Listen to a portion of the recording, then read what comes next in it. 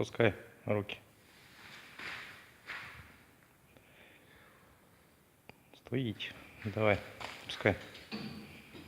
Только так, чтобы она хлопнула, понял?